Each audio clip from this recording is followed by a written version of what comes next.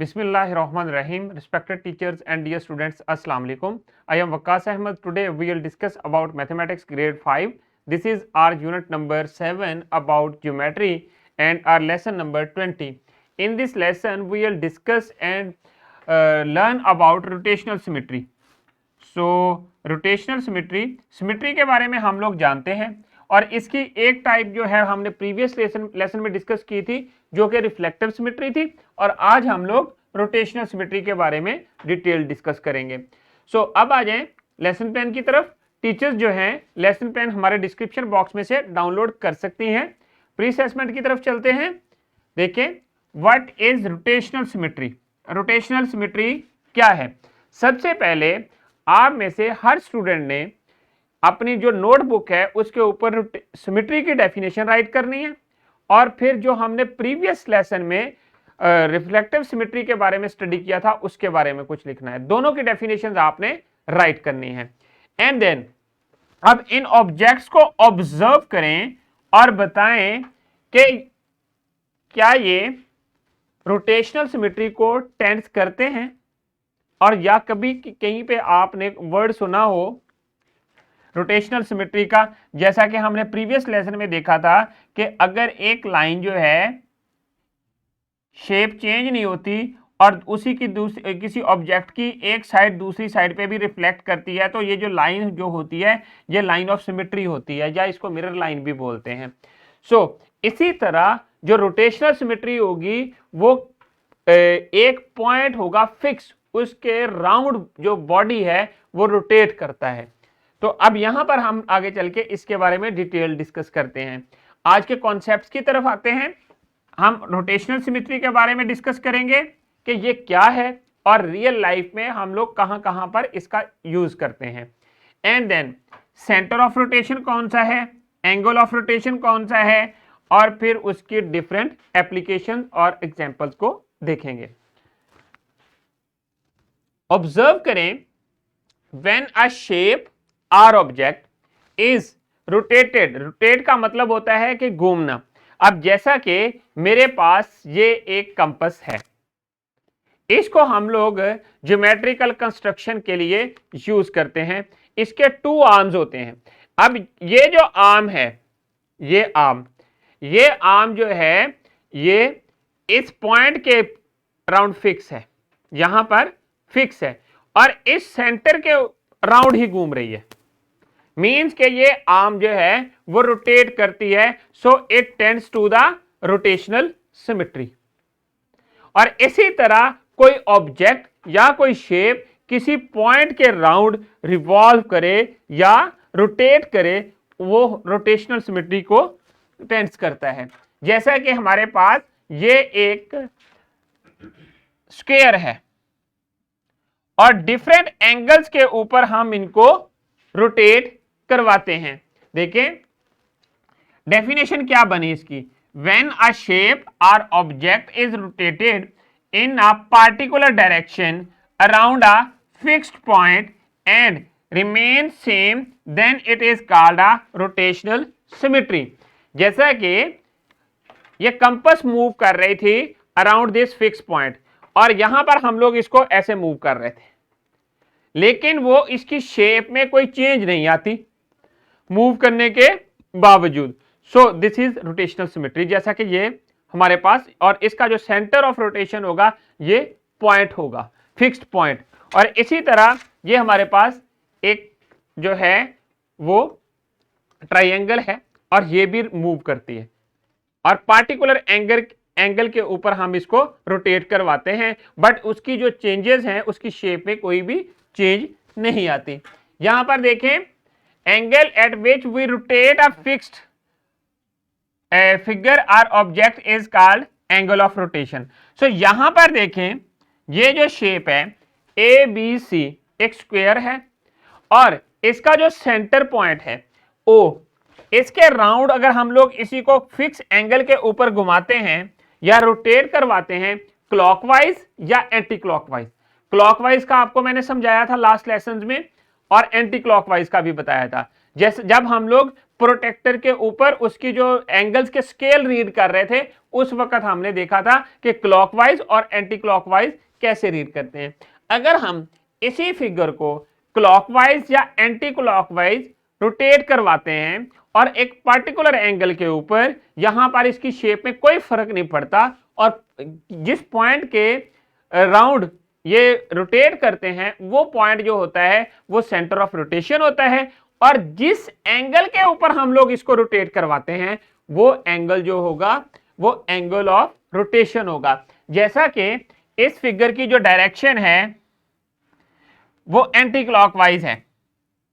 अगर इसको मूव करते हैं 90 के ऊपर मूव किया तो जो डी वाला पोर्शन पार्ट है, डी वाला एंगल, वो ए वाले की जगह ले लेगा, और ए वाला बी वाले की जगह ले लेगा, बी वाला सी वाले की जगह ले लेगा, और सी वाला डी वाले की जगह ले लेगा।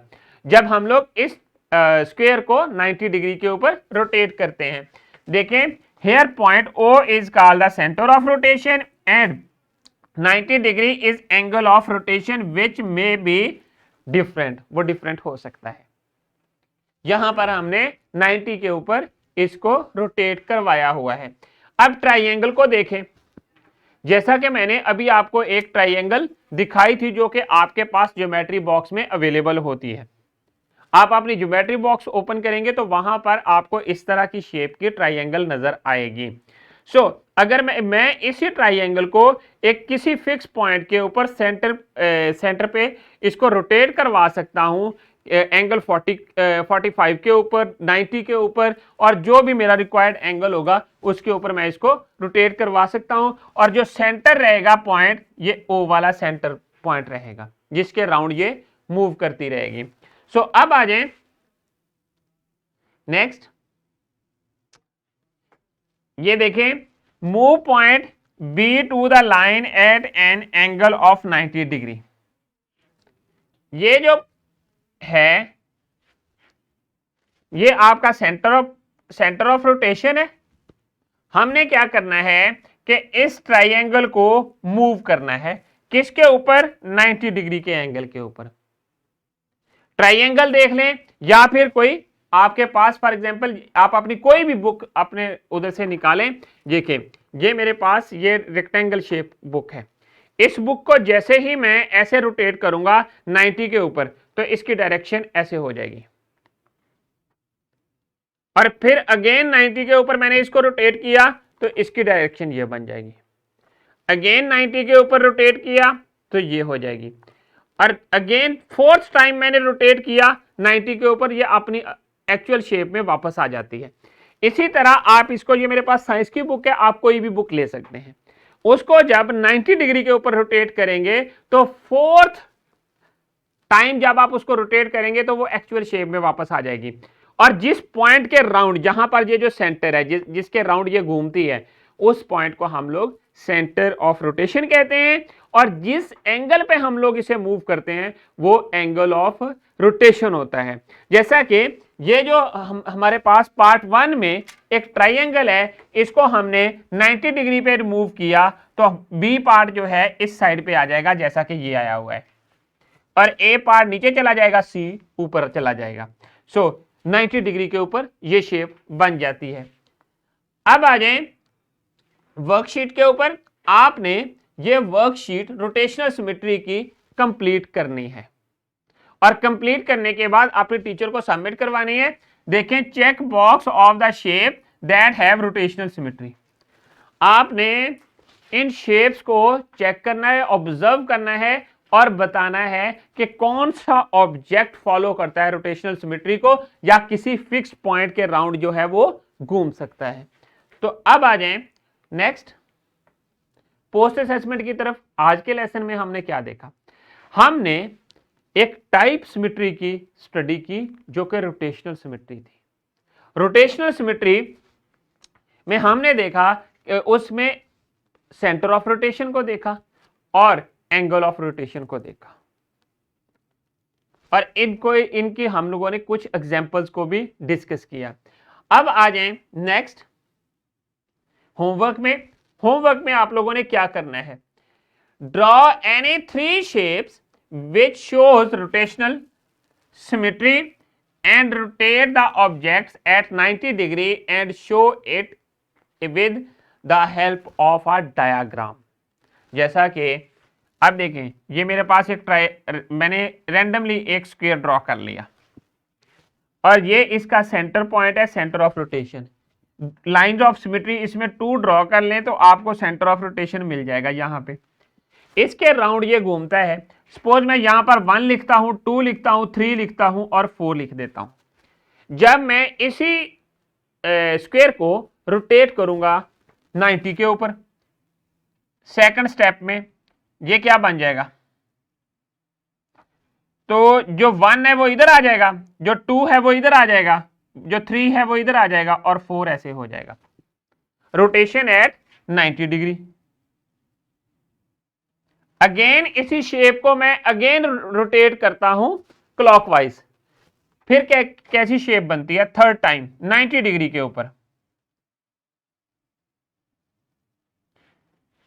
अब यहां पर देखें, 1 इधर आ गया, 2 इधर आ गया, 3 इधर आ गया और 4 इधर आ गया। सिमिलरली जब मैं 4th टाइम इसको रोटेट करूंगा, ये अपनी एक्चुअल शेप में वापस आ जाएगा। कैसे,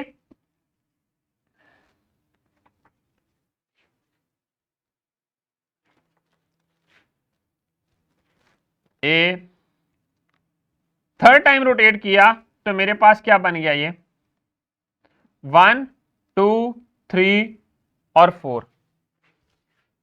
थर्ड टाइम 90 डिग्री के ऊपर मैंने रोटेट किया। जब 4th टाइम इसको रोटेट किया तो एक्चुअल शेप में वापस आ गया और वो शेप ये बनी। ये भी 90 के ऊपर, 4 टाइम्स 90 डिग्री के ऊपर क्लॉकवाइज मैंने इसको, इस स्क्वायर को रोटेट किया। तो मेरे पास क्या बना, 4th रोटेशन के ऊपर जाके ये दोनों शेप्स सेम हो गई। तो जिस रोटेशन के ऊपर, जितने नंबर ऑफ रोटेशन के ऊपर जाकर दोनों शेप्स सेम हो जाएं, उस नंबर को हम लोग ऑर्डर ऑफ रोटेशन कहते हैं। क्या कहते हैं, ऑर्डर ऑफ रोटेशन। सो आपने क्या करना है कि आपने अपनी मर्जी से 3 शेप्स ड्रॉ करनी है, ज्योमेट्रिकल शेप्स, जिस तरह मैंने ये स्क्वायर को यूज किया, और फिर आपने उनको 90 डिग्री के ऊपर रोटेट करके डिफरेंट शेप्स में बताना है। ये आपका होमवर्क है और होमवर्क आपने कंप्लीट करने के बाद अपने टीचर को सबमिट करना है। तो स्टूडेंट्स अब आ जाएं डिस्क्रिप्शन बॉक्स की तरफ। डिस्क्रिप्शन बॉक्स में आप लोगों के लिए लेसन प्लान्स, एक्स्ट्रा एक्टिविटीज और पावर पॉइंट प्रेजेंटेशंस अवेलेबल हैं। Thank you very much. I hope कि आप लोगों को आज के लेसन की समझ आ गई है। इंशाल्लाह we will see in our next lesson with new SLO. अल्लाह हाफिज।